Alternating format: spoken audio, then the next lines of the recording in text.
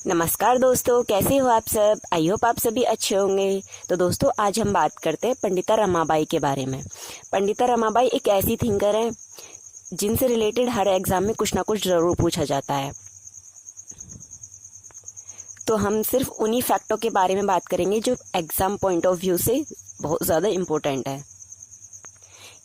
तो आइए हम शुरू करते हैं। इन्होंने पितृसत्तात्मक समाज की आलोचना की दो समस्याएं बताई थी, एक तो कास्ट और एक जाति। इन्होंने पुरुष समाज का भी विरोध किया था और महिलाओं को अधिकार दिलवाया था। ये एक उदारवादी और नारीवादी महिला थी।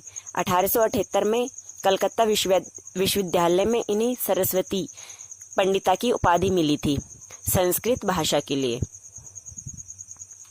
और 1882 ईस्वी में पुणे में आर्य महिला सभा की इन्होंने स्थापना की थी बाल विवाह और लड़कियों की शिक्षा के लिए। फिर 1883 में इन्होंने ईसाई धर्म अपनाया था। 1887 ईस्वी में रमाबाई एसोसिएशन की स्थापना की। विधवाओं का खर्च चलाने के लिए इन्होंने पैसा इकट्ठा किया था। इससे ही शारदा सदन चलाया गया था, जो शारदा सदन की स्थापना हुई थी फिर 1889 ईस्वी में हुई थी विधवाओं के लिए, जो सभी जाति की विधवाएं थी उनके लिए। इन्होंने लड़कियों की शिक्षा पर और विधवाओं की शिक्षा के पर ज्यादा ध्यान दिया था। तो ब्रिटिश सरकार ने इन्हें 1919 में केसरी हिंद की उपाधि दी थी। 1882 ईस्वी में स्थापित शिक्षा आयोग के समक्ष इन्होंने अपनी गवाही में लड़कियों की शिक्षा के बारे में भी बात की थी।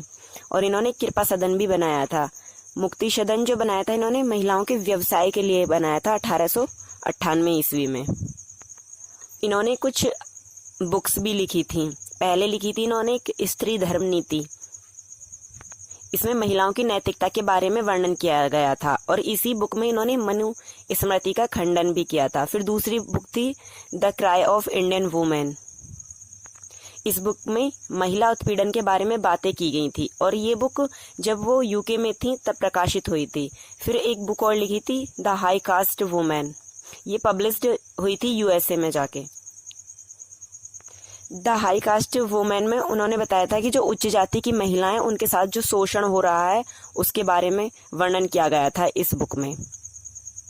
एक बुक लिखी थी उन्होंने यूनाइटेड स्टेट्स लोकेशिति एनी परावश्वृता। इस बुक में उन्होंने यूएसए की लोकनीति के बारे में वर्णन किया था।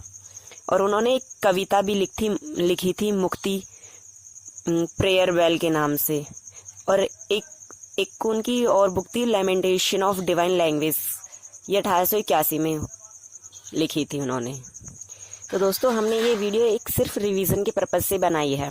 इसमें सिर्फ उन्हीं पॉइंटों की बातें की गई हैं जो एग्जाम पॉइंट ऑफ व्यू से वेरी इंपॉर्टेंट है। तो बस आज की वीडियो में इतना ही। थैंक यू दोस्तों। राधे राधे।